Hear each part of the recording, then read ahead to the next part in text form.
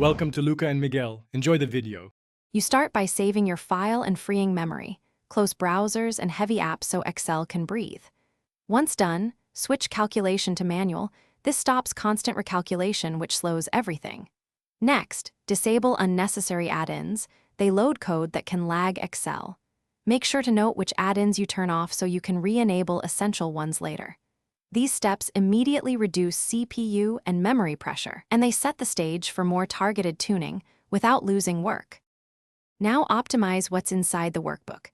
Identify volatile formulas like now or rand and replace them with static values or update them on demand. They force recalculation constantly. Once done, audit conditional formatting and remove rules applied to entire columns. Scope them to used ranges instead. Also, convert heavy formulas to helper columns or use index/match or XLOOKUP, which are faster than repeated VLOOKUP. These changes reduce formula churn and finish by cleaning the file. Delete unused sheets, clear excess cell formatting, and save as an XLSX copy to compress file size. Then test hardware graphics acceleration in Excel options. Toggle it to see which setting improves redraw and scrolling. Once complete, restart Excel and reopen the optimized file.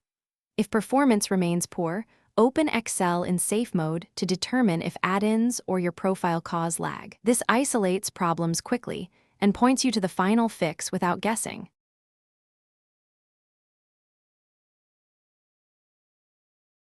Thanks for watching and please subscribe. It's the best investment you'll ever make.